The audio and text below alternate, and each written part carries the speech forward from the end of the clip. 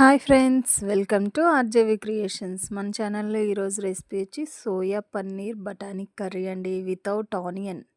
కార్తీక మాసం కదా, ఇప్పుడు వరకు పెట్టే రెసిపీస్ అన్నీ కూడా ఆనియన్ లేకుండానే చూపించాను, బాగా గమనించండి.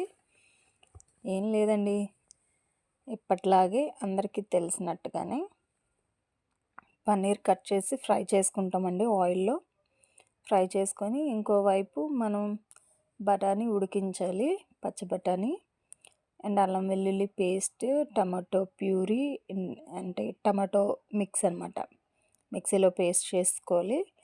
అండ్ ఇదంతా రెడీగా పెట్టుకున్న తర్వాత మనం తాలింపు ఎలా అంటే పచ్చిమిర్చి, వెల్లుల్లి, పోపులు, జీలకర్ర అండ్ కరివేపాకు అండ్ నెయ్యనమాట అండ్ పెట్టేసుకొని అవి వేగిపోయిన తర్వాత టమాటో వేసేయాలి. టమాటో వేగిన తర్వాత కొబ్బరి పేస్ట్ కూడా అండి, కొబ్బరి పేస్ట్ కూడా చేసి పెట్టుకొని కొబ్బరి పేస్ట్ కూడా అందులో వేసుకోవాలి. రెండు బాగా మిక్స్ అయ్యి కొద్దిగా ఉడికింది అనేసరికి ఉప్పు, కారం, గరం మసాలా వేసుకొని బాగా కలుపుకోవాలండి. బాగా కలుపుకున్న తర్వాత బఠానీ ఉడికిపోద్ది కదండి, బఠానీ కూడా వేసుకొని బాగా కలుపుకోవాలి.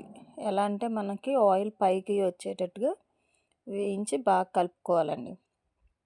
కలుపుకున్న తర్వాత మనం అందులోకి సరిపడా వాటర్ వేసుకోవాలి.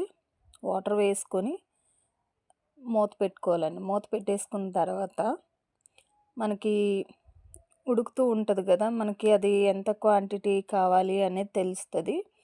అప్పుడు మనం ఈ పన్నీర్ క్యూబ్స్ అనేవి యాడ్ చేయాలి.